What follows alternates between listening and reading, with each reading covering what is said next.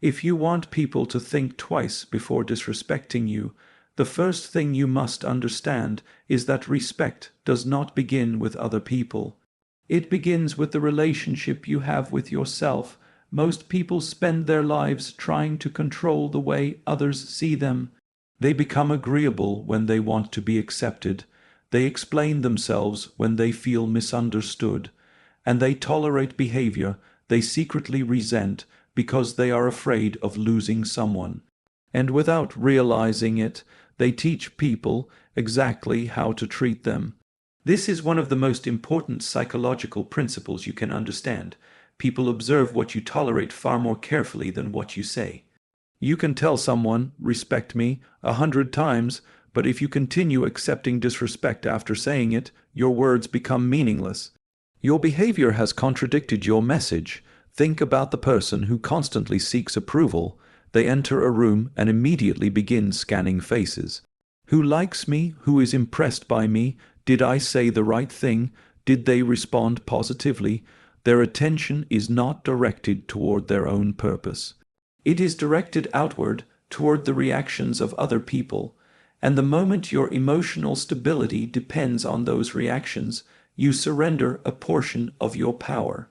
This does not mean you should become arrogant, cold, or obsessed with dominance.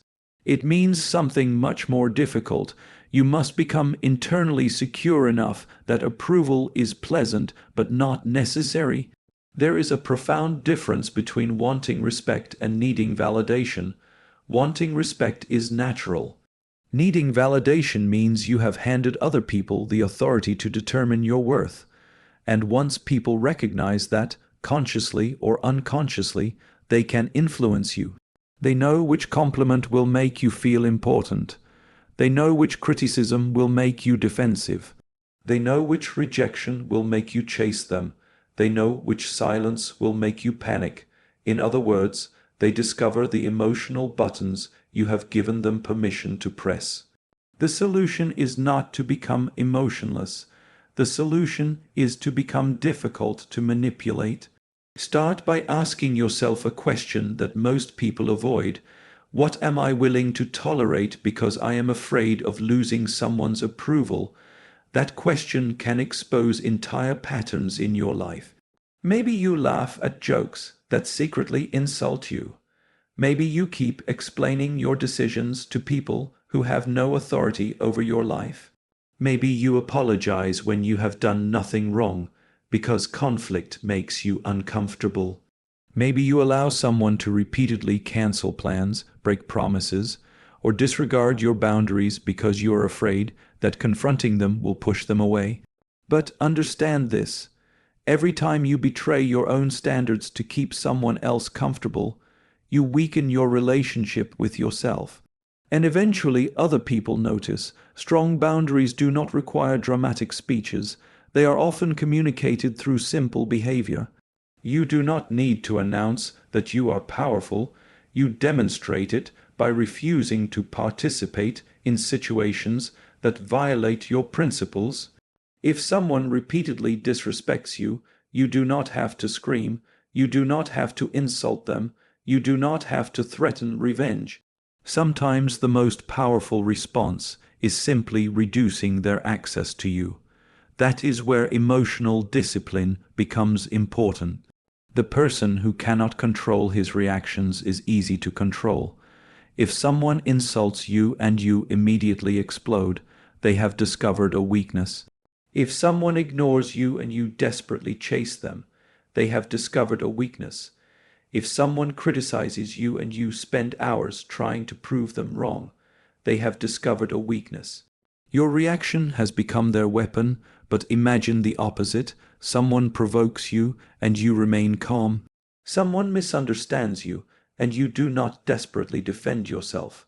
Someone rejects you and you continue moving toward your purpose. Someone attempts to embarrass you and you refuse to surrender your dignity. Now the psychological dynamic changes. You have become unpredictable in the best possible sense.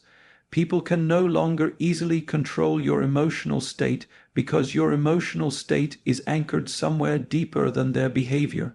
This is why self-respect is more powerful than intimidation. Intimidation requires constant maintenance. You have to keep proving that you are dangerous.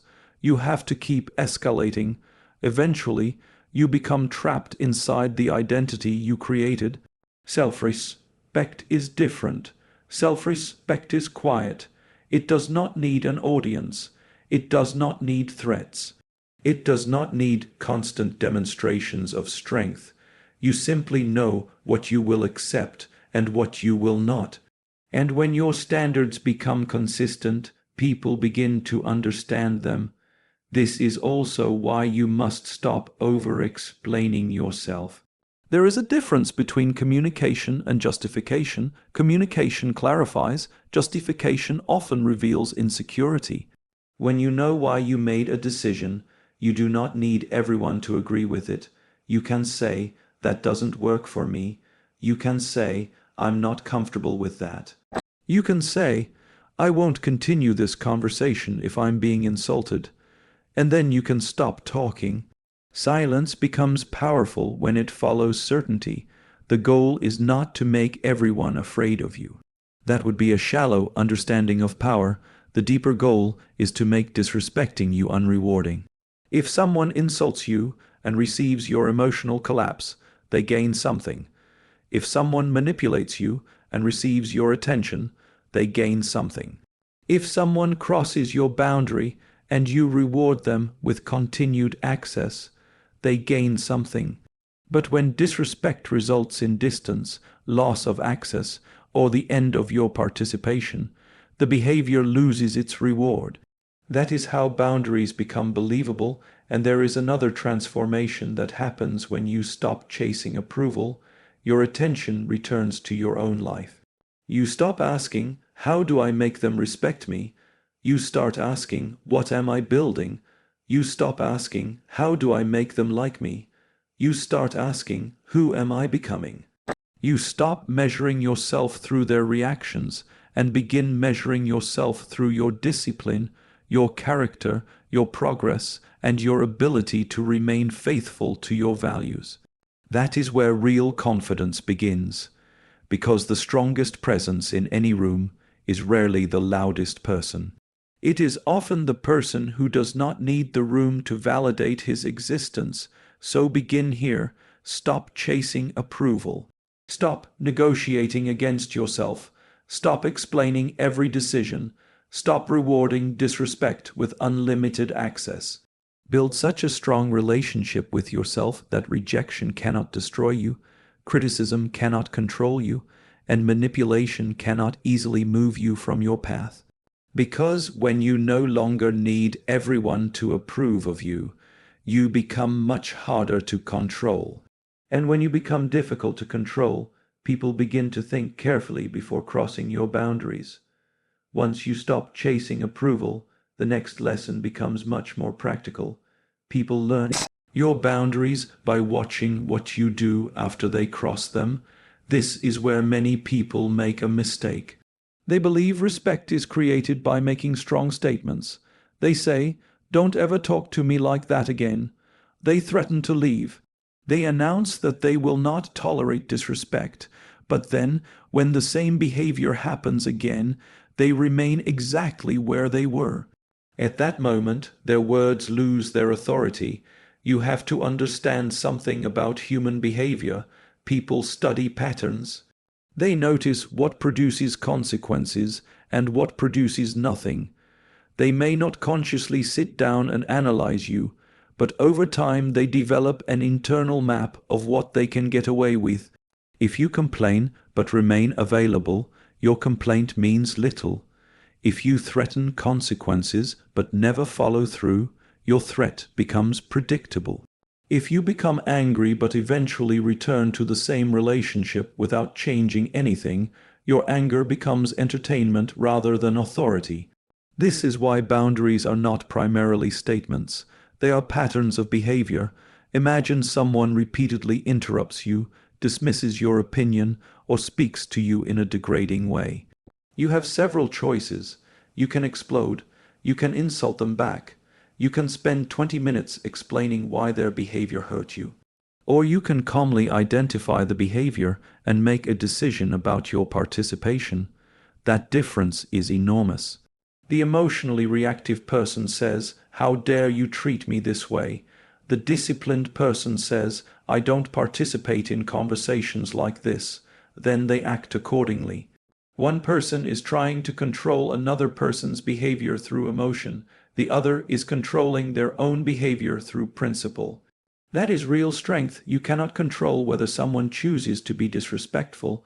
You cannot control whether someone is immature, manipulative, jealous, or inconsiderate. But you can control whether they continue to have access to you, and access is one of the most powerful forms of social currency. Your time is access, your attention is access, your trust is access, your presence is access, your emotional energy is access. When someone repeatedly demonstrates that they do not value these things, you do not need to punish them. You simply stop giving them what they have shown they cannot handle responsibly. This is why calm consequences are often more powerful than dramatic confrontation. A dramatic confrontation can create a temporary spectacle. Everyone becomes emotional. Everyone remembers the argument. But nothing necessarily changes. A calm consequence changes the structure of the relationship. You become less available. You stop sharing personal information. You stop volunteering your energy. You stop responding immediately. You stop participating in pointless arguments. You create distance. And importantly, you do not do these things as a performance designed to make the other person panic. You do them because your standards require them. That distinction matters. If you withdraw attention simply to manipulate someone into chasing you, you are still dependent on their reaction. You are still playing the same psychological game.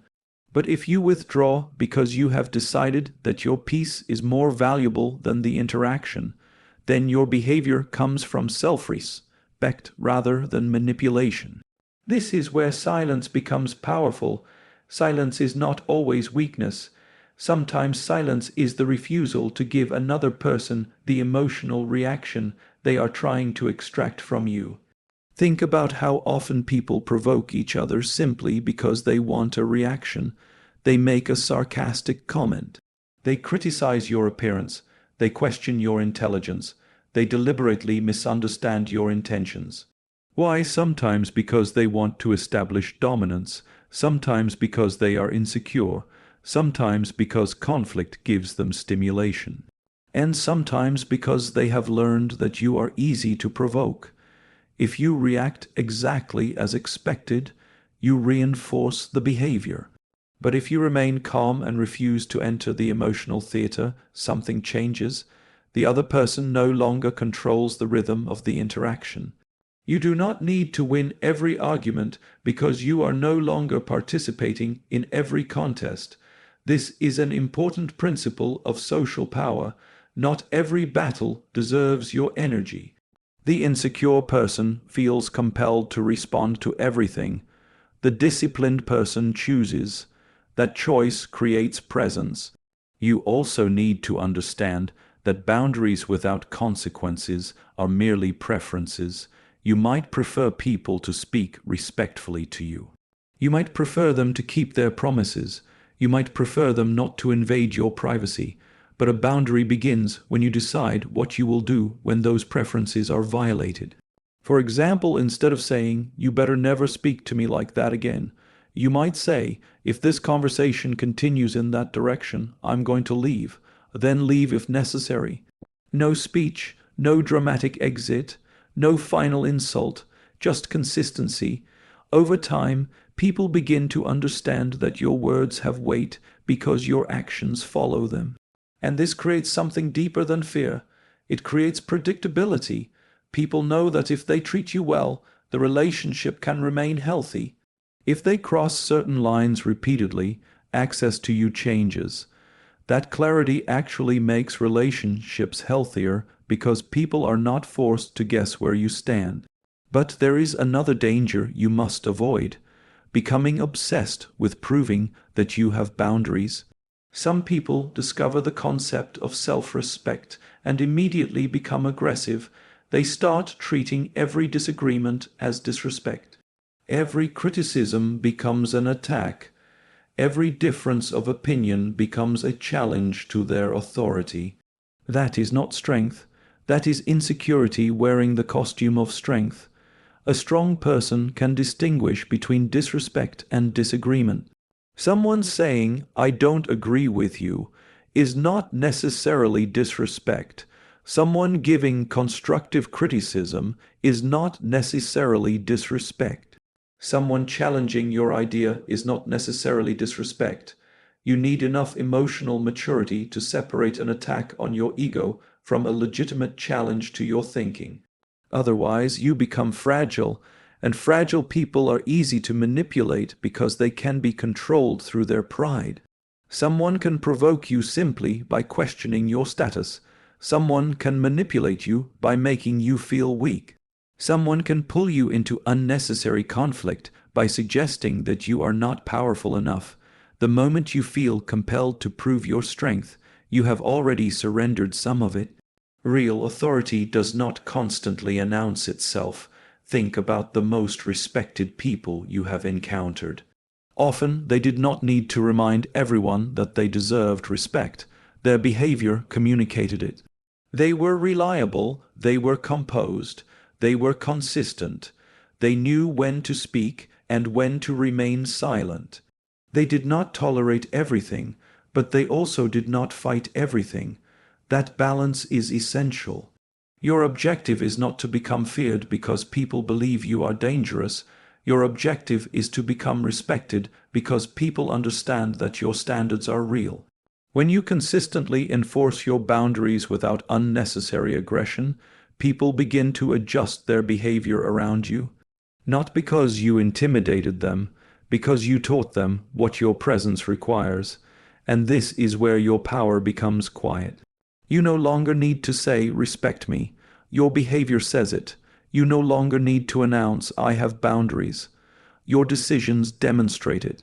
You no longer need to threaten people with consequences. Your consistency makes the consequences obvious. So, from this moment forward, pay attention to what your behavior teaches people. Every time you tolerate something you promised yourself you would not tolerate, you are teaching someone that your boundaries are negotiable.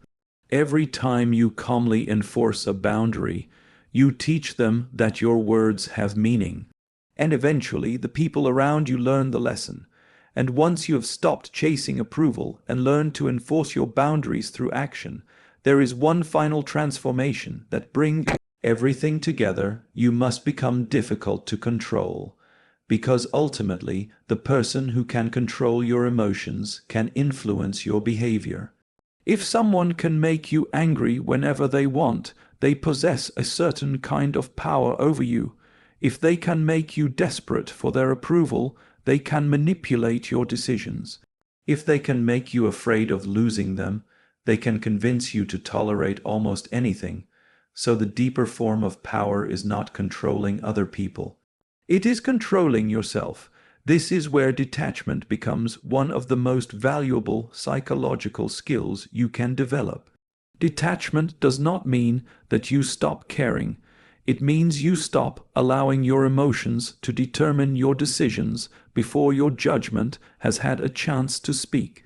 You can care about someone without becoming dependent on them. You can love someone without abandoning yourself.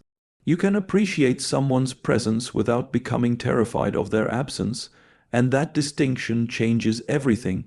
Most people think power means having more influence over others.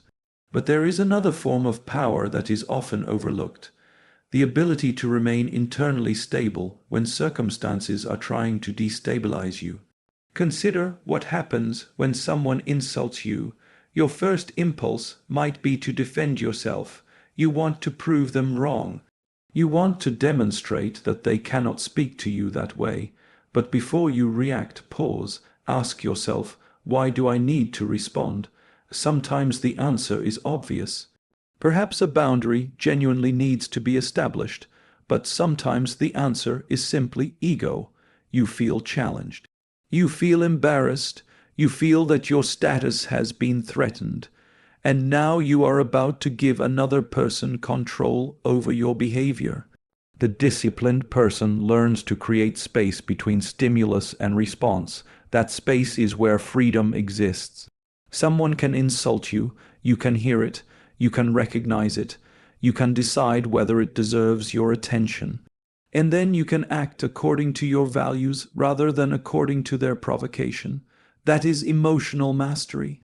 It does not mean suppressing anger. Suppressed emotion eventually finds another way out. It means understanding the emotion without becoming its servant. You can feel anger and still remain composed. You can feel disappointment and still maintain your standards. You can feel rejected and still continue your path. You can feel fear and still make the correct decision. This is what makes a person psychologically difficult to control. And there is a powerful paradox here. The less desperately you need something, the more freely you can negotiate with reality. If you desperately need someone to stay, you will tolerate behavior you should reject. If you desperately need someone's approval, you will modify yourself to keep receiving it. If you desperately need to win an argument, you will sacrifice your peace just to prove a point. But when you become capable of walking away, your choices become clearer. You stop asking, how can I make this person stay? You begin asking, does this relationship deserve a place in my life? You stop asking, how do I convince them to respect me? You begin asking, what does their behavior tell me about whether I should remain close to them? That is a profound psychological shift. You move from seeking control over other people to exercising control over your own participation. And this is why the ability to walk away is so important. Walking away does not always mean ending a relationship. Sometimes it means leaving an argument. Sometimes it means refusing to answer an insulting message. Sometimes it means declining an invitation that violates your values. Sometimes it means stepping back from someone who repeatedly drains your attention. You are saying through your actions, my peace is not available for negotiation. But be careful, do not use detachment as a childish attempt to punish people. Do not disappear simply to make someone chase you. Do not use silence as a weapon to create anxiety. That still makes you dependent on their reaction. True detachment is different. You detach because you are no longer willing to sacrifice your internal stability for an external outcome. Whether they chase you or forget you, you become secondary. Whether they apologize or remain arrogant becomes secondary. Whether they understand your decision becomes secondary. You have made your decision based on your standards. That is freedom, and freedom is one of the strongest forms of social power because it removes the leverage others have over you. Think about someone who has nothing to prove. They walk into a room without desperately trying to impress anyone. They speak without constantly checking whether everyone agrees. They listen to criticism without immediately becoming defensive. They accept praise without becoming addicted to it. They can leave situations that no longer serve them. There is something psychologically compelling about such a person. You cannot easily predict them through the usual methods of approval and rejection because they are not desperately seeking either. Their center of gravity is inside themselves. This is also why you should become comfortable with being misunderstood. One of the greatest traps in life is the belief that everyone must understand your intentions. They will not. Some people will interpret your silence as arrogance. Some will interpret your boundaries as selfishness. Some will interpret your confidence as pride. Some will criticize your decisions simply because your independence makes them uncomfortable. If you spend your life correcting every misunderstanding, you will never have enough time to live. There are moments when clarification is wise, but there are also moments when explanation becomes self-betrayal. You must learn to say internally, they are allowed to misunderstand me. That sentence can free enormous amounts of energy. Your reputation matters, but your obsession with reputation can become a prison. Let your behavior accumulate evidence over time. If you consistently act with integrity, the people who matter will eventually recognize it, and those who refuse to recognize it may not deserve unlimited access to you anyway. This is where silence becomes more powerful than endless explanation. You do not need to respond to every accusation. You do not need to correct every rumor. You do not need to defend yourself against every opinion. Sometimes your best response is to continue becoming stronger while someone else continues talking. Time has a way of revealing patterns. Let it work. Your responsibility is to control what belongs to you. Your conduct, your attention, your choices, your standards, and your direction. That is enough.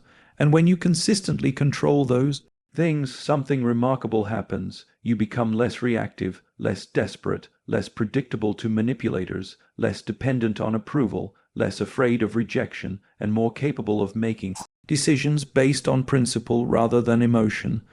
That is the kind of person others hesitate to disrespect, not because you have threatened them, but because they recognize that you cannot easily be pushed off your center. Your power is no longer something you perform. It becomes something you embody. So remember the entire lesson. Do not chase approval. Do not make empty threats. Do not react to every provocation. Do not confuse aggression with strength. Build boundaries, enforce them calmly, protect your attention, and most importantly, become willing to walk away from what repeatedly violates your standards, because the person who knows they can leave is rarely desperate to be accepted, and the person who is not desperate to be accepted becomes very difficult to manipulate.